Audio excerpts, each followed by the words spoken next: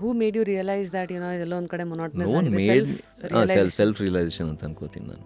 ಯಾಕಂದ್ರೆ ಕೆಲವು ಸತಿ ಕೆಲವು ಘಟನೆಗಳು ಏನೋ ಮಿಸ್ ಹೊಡಿತಾ ಇದೆಯಲ್ಲ ಅನ್ಸ್ಬೋದು, ಇಲ್ಲ ಅನ್ಸೋಂಗ್ ಜಸ್ಟ್ ಸೆಲ್ಫ್ ಮಾಡ್ಬೋದು, ರಿಯಲೈಸೇಷನ್. ಹೇಳ್ಬೋದು. I just thought should be, and that is why I started this journey. ಅಂದರೆ ಡೈರೆಕ್ಷನ್ ನನ್ನ ಮೊದಲಿಂದ ಇತ್ತು.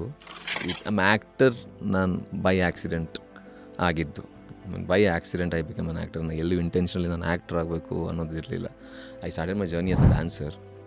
ಕೋರಿಯೋಗ್ರಫಿ ಅನ್ನೋದಿತ್ತು, ಆ್ಯಂಡ್ ಸ್ವಲ್ಪ ಶಾರ್ಟ್ ಫಿಲ್ಮೆಲ್ಲ ಡೈರೆಕ್ಷನ್ ಮಾಡ್ತಾಯಿದ್ವಿ ನಾವು ಮೊದಲು. ಆಮೇಲೆ ಲೈಕ್ ಜುಗಾಡ್ ಫೇಸಲ್ಲಿ when I was an R J, every Sunday ನಾನು ಮತ್ತು ನನ್ನ ಫ್ರೆಂಡ್ಸ್ ಎಲ್ಲ ಸೇರಿಕೊಂಡು we to do short films.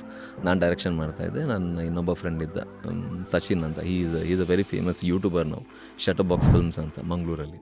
So ನಾವಿಬ್ಬರು ಸೇರ್ಕೊಂಡು ಸುಮ್ಮನೆ ಸಂಡೇ ಫಿಲ್ಮ್ಸ್ ಥರ ಎವ್ರಿ ಡೇ ಮಾಡ್ತಾಯಿದ್ವಿ.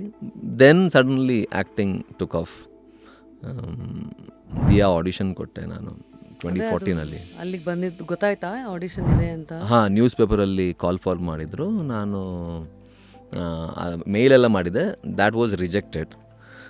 ನಾನು ಆವಾಗ ಹೋಸ್ಟ್ ಮಾಡ್ತಾಯಿದ್ದೆ ಜಾಸ್ತಿ, ಗುರುಕಿರಣ್ ಸರ್ದು ಶೋಸ್ ಎಲ್ಲ ಹೋಸ್ಟ್ ಮಾಡ್ತಾಯಿದ್ದೆ. ಸೊ ಅವರು ಒಂದು ಸಿನಿಮಾದಲ್ಲಿ, ಅಜಯ್ ರಾವ್ ಸರ್ದು ಒಂದು ಸಿನಿಮಾ ಸೆಕೆಂಡ್ ಹ್ಯಾಂಡ್ ಲವರ್ ಅಂತ, ಅದರಲ್ಲಿ ಒಬ್ಬ ಆ್ಯಂಕರ್ ರೋಲ್ ಏನೋ ಇತ್ತು. ಸಡನ್ನಾಗಿ that came to me. Gurukiran sir ಹೇಳಿದ್ರು ಹಿಂಗೆ ಹೋಗಿ ನೀನು ಆ್ಯಂಕರಿಂಗ್ ಮಾಡು ಅಂತ. ಸೊ ಹೋಗಿ ಮಾಡಿದೆ. ಮೇ ಬಿ ಅಲ್ಲಿದ್ದಂತಹ ಅಸೋಸಿಯೇಟ್ ಡೈರೆಕ್ಟರ್ಗೆ ನಾನು ಆ್ಯಂಕರ್ ಅನ್ನೋದು ಗೊತ್ತಿಲ್ಲ. 1 ಪೇಜ್ ಡೈಲಾಗ್ ಕೊಟ್ಟಿದ್ದು, ನಾನು ಸುಮ್ಮನೆ ತೊಗೊಂಡ್ಬಿಟ್ನಲ್ಲ, ಅವ್ರೇನೋ ಇವ್ನು ಚೆನ್ನಾಗಿ ಆ್ಯಕ್ಟ್ ಮಾಡ್ತಾನೆ ಅಂತ ಅಂದ್ಕೊಂಬಿಟ್ರು. ಹಿಸ್ ನೇಮ್ ಇಸ್ ನವನೀತ್, ಅವ್ರು ಕರ್ವಾ ಎಲ್ಲ ಸೇರಿ.